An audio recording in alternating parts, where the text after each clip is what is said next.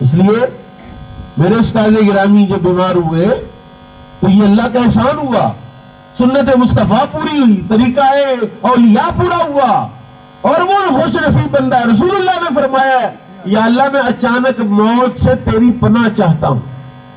یہ جو اچانک مر جانا ہے، نہ بول سکا، نہ کوئی گفتگو کر سکا، نہ کوئی آواز ہی دے سکا، مر گیا کے بعد کہتے یار بڑی سونی موت ہے، ماشاءاللہ بڑی سونی موت ہے، آرام سے مر گیا۔ ٹھیک ہے سونی ہوگی آپ کی نظر میں، لیکن اس سے پہلے جو تھوڑا دکھ ہے، درد ہے، تکلیف ہے، فالج ہے، ہارٹ اٹیک ہے، یہ کیا کیا چیزیں لوگ لے کے جاتے ہیں، بھاگتے ہیں، دوائیاں اور کتنے کتنے، یہ پورا ہاتھ جو ہے کنولے لگے ہوتے ہیں اور زخمی ہوتا، کہتے ہیں جی وہ بہت زیادہ میڈیسن لگی ہے لہذا جلدی جنازہ پڑھے، دوائیاں بہت لگی ہیں۔ کوئی مومن ہے نا اگر ایمان اندر ہے تو ہر درد کی دعا، میرے کریم آقا نے کیا فرمایا، حدیث سناتا ہوں آپ کی، دعا سبحان اللہ کہیں سبحان اللہ۔ میرے آقا نے ارشاد فرمایا مومن کو کانٹا بھی چبھے تو اللہ اس کو اجر عطا فرماتا۔ حضرت عائشہ صدیقہ رضی اللہ تعالیٰ عنہا بخار کو گالی دے سکتے ہیں، نہ سے بخار کا حضور آپ کو چھوڑتا ہی نہیں، آپ نے فرمایا عائشہ بخار کو گالی، بخار تو مومن کے لیے رحمت ہے، بخار مومن کے گناہ جلاتا ہے، بخار جو ہے مومن کے لیے گناہوں کے کفارے کا باعث ہے۔ وہ جو فرعون تھا اس کو تو کبھی سر درد نہیں ہوا، کبھی بیمار نہیں ہوا۔ اللہ اپنے دشمنوں کو بیماری نہیں دیتا، اللہ اپنے سجنوں کو بیماری دیتا ہے، اور جب وہ بیمار ہوتا ہے تو ہائے اللہ ہائے اللہ ہائے اللہ کرتا۔ حالانکہ چاہیے کیا مومن کو، کسی کو درد ہے فرض کرے تو اس کو یہ نہیں کہ ہائے مر گیا، ہائے ہائے اب بڑی درد ہے۔ سوچو اگر تیری ماں پاس ہو اور تو کہے ہائے ہائے، تو ماں کے دل کو درد ہوتی؟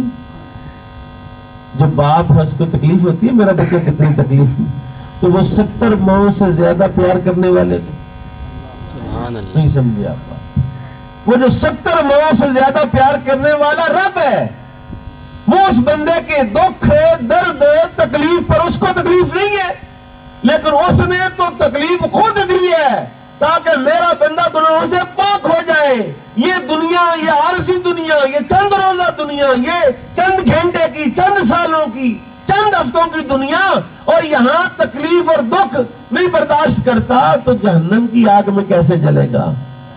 وہ جو نا ختم ہونے والا لا محدود زندگی ہے، میرا رب کرم کرتا ہے مومن پر کہ اس کو بیماری میں مبتلا کر کے آخرت کی زندگی آسان فرماتا ہے۔ سبحان اللہ۔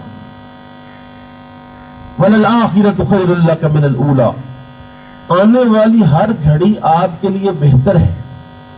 یہ نعت رسول ہے، اور جس پس منظر میں نے اس کو پڑھا، جو معنی میں آپ کے ذہن میں ڈالنا چاہتا ہوں کہ ایک بندہ اس کی زندگی بھی بڑھ رہی ہے، ساتھ ساتھ اس کی دکھ درد تکلیفیں پریشانیاں مشکلوں میں بھی اضافہ ہو رہا ہے۔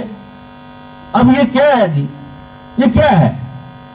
کہا یار دیکھو یہ بندہ ساری زندگی مصیبتوں میں، رسول اللہ نے فرمایا 2 خوف جمع نہیں ہوں گے، 2 امن اللہ جمع نہیں کرے گا۔ 2 خوف جمع نہیں کرے گا، 2 امن جمع۔ 2 خوف کون سے؟ یہ دنیا میں بھی بندہ پریشان رہا، خوف میں رہا، اور آخرت میں بھی خوف میں رہا، اللہ 2 خوفوں کو جمع، اور 2 امن بھی نہیں۔ یہاں بھی موج کی زندگی گزاری اور وہاں بھی موج کی نہ۔ اس لیے میرے آقا امام الانبیاء جب حضرت سیدنا فاروق اعظم گئے تھے کیلولا کے وقت رسول اللہ کی بارگاہ میں، یاد ہے؟ سبحان اللہ کہہ ذرا، سبحان اللہ۔ آواز نہیں آئی؟ سبحان اللہ۔ میں تھوڑا اونچا سنتا ہوں، زور سے سبحان اللہ کہنا پڑے۔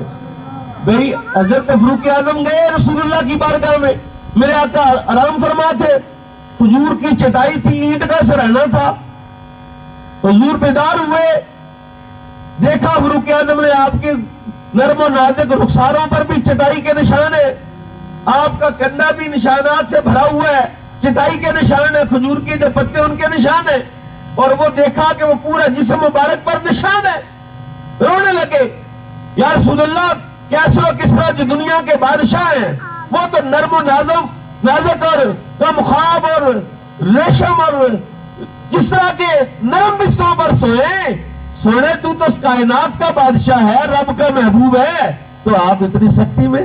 میرے آقا نے جو جملہ فرمایا تھا یاد تو ہوگا آپ, اور کچھ بھی یاد نہ ہو یہ جملہ ضرور یاد رہے تمہیں. میرے آقا نے فرمایا عمر میں نے دنیا کو آخرت پر قربان کر دیا. سبحان اللہ. دنیا کو آخرت پر. ہمارے بندے دنیا میں جنت بنانا چاہتے ہیں. باہر لکھا ہوا ہے ہاؤسنگ سوسائٹی والوں نے اپنا گھر اپنی جنت, اپنا گھر اپنی جنت. میں رسول اللہ کی حدیث سناتا ہوں. میرے کریم آقا نے ارشاد فرمایا قبر المومن روضۃ من ریاض الجنہ او حفرۃ من حفر النار. مومن کی قبر یا جنت کی کیاری ہوتی ہے یا دوزخ کا گڑھا ہوتی ہے. اب آپ کی قبر کیا ہوگی؟ اب آپ سب چلے گئے, میرے استاد گرامی چلے گئے, وہ اپنی قبر میں اب کچھ نہیں کر سکتے نا. آپ کے اور میرے پاس تو ٹائم ہے, ہم تو اپنی قبر کو کچھ گلزار بنا سکتے ہیں. اب ہم نہیں کر رہے, اب ہمیں کرنا چاہیے.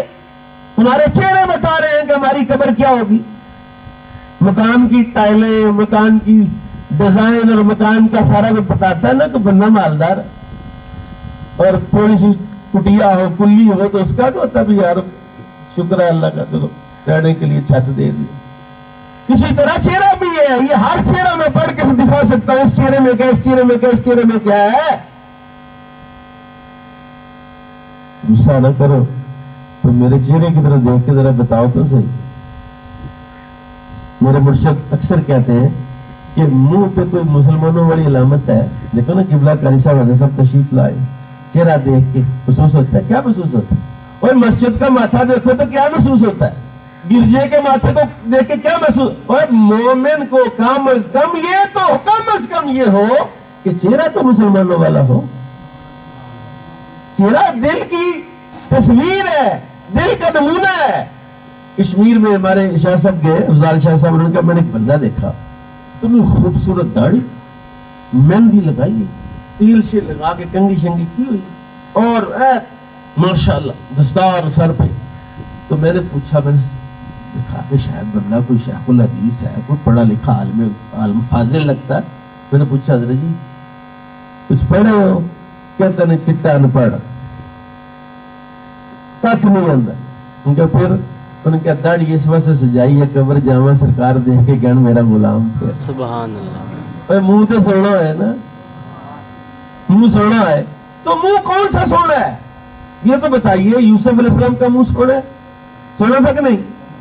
اوے زلیخا مر مٹی, زلیخا نے بیبیاں بلائی, انہوں نے انگلیاں کاٹ لی, سونا ہی تھے نا, چہرے پر نقاب رکھتے تھے. جب حضرت بلال کا تذکرہ کیا رسول اللہ نے کہ جنت کی حوروں کی سردار بلال کے نکاح میں آئے گی, تو کسی نے عرض کیا حضور تو کوئی میل بھی ہونا چاہیے. حضور نے فرمایا جانتے نہیں, جب میرا غلام جنت میں جائے گا تو حسن یوسف لے کے جنت میں جائے گا. سبحان اللہ. جو غلام جنت میں جائے گا رسول اللہ کا, اللہ حسن یوسف اس کو دے گا. اور ساری کائنات میں یوسف کے چہرے سے بھی خوبصورت چہرہ محمد رسول اللہ کا چہرہ ہے صلی اللہ علیہ وسلم. اور تو اتنا نہیں کر سکتا کہ اپنے چہرے پر چہرہ مصطفیٰ لے آئے؟ کم از کم دور سے تجھے کوئی دیکھے تو میرے محلے میں بوٹا سا ہی رہتا ہے, ناروال میں صدیق پور میرا مدرسہ بوٹا سا ہی رہتا ہے. وہ جی بوٹے سائی کے ساتھ ہمارے بہت سارے مسلمان قاری صاحب علامہ صاحب آ رہے ہو نا, تو پتہ نہیں چلتا بھی سائی کون ہے اور مسلمان کون ہے. یار کم از کم اتنا تو کرنا. یہ تیری جو چہرے کی تیرے اندر کی تصویر ہے نا, اور تیرے اندر اگر رسول اللہ ہے تو عاشق ہے. کون کون عاشق ہے رسول اللہ؟ ہاتھ کھڑا کرو. سبحان اللہ. ہاتھ نہ اونچا کرو کہ تم پڑے نہ جاؤ.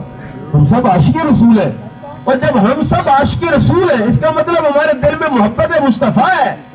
ابھی ہم نے ریلی نکالی جمعے والے دن, پوری دنیا میں پورے پاکستان میں ریلیاں نکلی. عظمت قرآن ریلی, قرآن شریف کی بے حرمتی ہوئی, قرآن شریف کے ساتھ زیادتی کی, انہوں نے بے ادبی کی, بے حرمتی کی, بتایا نہیں جا سکتا کس طرح انہوں نے بے حرمتی کی. تو میرے بھائیو دوستو, کون کون قرآن کے ساتھ ہے؟ ہم سب قرآن کے ساتھ ہیں. ہم سب قرآن. اچھا جی ماشاءاللہ جی, کتنے دن ہو گئے قرآن شریف کھولے ہوئے؟ کتنی آیتیں جناب کو آتی ہیں, کتنی صورتیں آتی ہیں, کتنا قرآن آتا ہے, کتنے قرآن پر عمل کرتے ہو؟ کبھی پڑھا بھی ہے, کبھی کھولا بھی ہے, کبھی ہاتھ بھی لگایا ہے, اور میں یہ چیلنج کرتا ہوں، دعوے سے کہتا ہوں، جاؤ آج اپنی مسجد میں جا کے سارے قرآن پاک کے جو وہاں پڑے ہوئے ہیں نسخے نکالو، نیچے والے نسخوں کو سوکھ لگی ہوئی ہے، گھن لگا ہوا ہے۔ تو سویڈن کے خلاف تو جلوس نکالا، تمہارے خلاف جلوس کون نکالے گا؟ ایک جلوس تیرے خلاف بھی بنتا ہے کہ تم نے اپنی مسجد کے، اپنے محلے کی مسجد میں قرآن کے 10 نسخے تو بھیج دیے، اور اپنے 4 پتر ہی بھیج دے، جاؤ پتر میرے، جاؤ جا کے چاروں ہی جاؤ قرآن پڑھ کے آؤ۔ رام صاحب، اس لیے جبلہ حافظ اپنے صاحب نے ساری زندگی کیا تعارف ان کا؟ مجھ سے کوئی پوچھے آپ صاحب کا تعارف تو وہ میرے استاد تھے، اور پھر اس کے بعد میرے اپنے جو درس نظامی کے میرے جامعہ نعیمی گڑی شعبے میں 4 سال درس نظامی پڑھایا 2000 سے 2004 تک، اس وقت سے لے کر یہاں اپنے مدارس میں پڑھا رہا ہوں۔ ہر سال کم و بیش 5-6 مولوی تو میں بناتا ہوں درس نظامی کے فاضل، ان سب کا ثواب میرے استادوں کو نہیں جائے گا۔ ضروری نہیں ہوتا کہ قبر کے پر کو بڑا سونا سا مزار ہی بنا ہوا ہو تو پھر تو بات ہوتی ہے، کئی قبروں پر بڑے سونے مزار ہیں، اندر حالات خراب ہیں، اور کئی قبریں ویران ہیں، اندر پتہ نہیں کروڑوں شاہ سوار سویا ہے۔ تو میرے آقا نے فرمایا الدال علی الخیر کفاعلہ، نیکی پر رہنمائی کرنے والا نیکی کرنے والے کی طرح ہے، نیکی پر رہنمائی کرنے والا نیکی کرنے والے کی طرح ہے۔ تو میں تو آج اس دن بھی آیا تھا، بارش میں آیا تھا، مجھے جیسے پتا چلا میں اپنے 2-3-4 ساتھیوں کو لے کے آیا، ہم حافظ صاحب کا فخر ہے، اور میری خواہش ہے، یقین کرو اس بچے کے بارے میں نے اس کو درخواست بھی کی کہ آپ میرے استاد گرامی کے بیٹے، صرف 2 سال میں آپ صاحب کے ختم پر یہ بات کہہ رہا ہوں، 2 سال میں اس بچے کو تیار کر دوں گا، عالم بنا دوں گا، پیر بنا دوں گا، ٹھیک ہے نا؟ اور میں یہ بھی بات کہتا ہوں، میں نے جہاں ہم نے درس نظامی پڑھا، درس نظامی کا سلیبس ہے، نصاب ہے، پہلا سال ہے، دوسرا، تیسرا، چوتھا، 5واں سال ہے، اسی طرح سلوک اور طریقت کا بھی سلیبس ہے۔ ہمارے مشائخ تو سلیبس نہیں کرواتے، سلسلہ علیہ سیفیہ کے لوگ باقاعدہ طریق، سلوک کے طریق سکھاتے ہیں، سلوک سکھاتے ہیں، سالک بناتے ہیں۔ وہ جو ہمارے صوفیان نے لٹریچر پڑھا ہوا ہے، الماریاں بھری ہوئی ہیں، کتابوں میں لکھا ہوا ہے، اس پر عمل نہیں کرتے۔ ہم سلوک بھی پڑھاتے ہیں، طریقت بھی پڑھاتے ہیں، نقشبندیہ، چشتیہ، سہروردیہ، قادریہ بھی پڑھاتے ہیں۔ اور یہ ہو نہیں سکتا کہ کوئی آپ اس مجلس میں کہتا ہوں کہ آپ کوئی بندہ اگر کہے کہ جناب میری طرف دیکھیں ذرا، میں نماز نہیں پڑھی جاتی، تو اندر خرابی ہے نا، دودھ گندے برتن میں ڈالتے، سالن گندے برتن میں ڈالتے، تو اللہ کا نور گندے برتن میں کیسے آئے گا؟ جب تیرا دل گندا ہے تو تجھے نماز کو جی نہیں کرے گا، پہلے تیرے دل کو صاف کرنا پڑے گا۔ اور رب کے پاس قبر کے سوا کچھ اور نہیں، تیرا علاج نظر کے سوا کچھ اور نہیں۔ اللہ ہمیں صاحب نظر عطا فرمائے، وما علیہ الا اللہ۔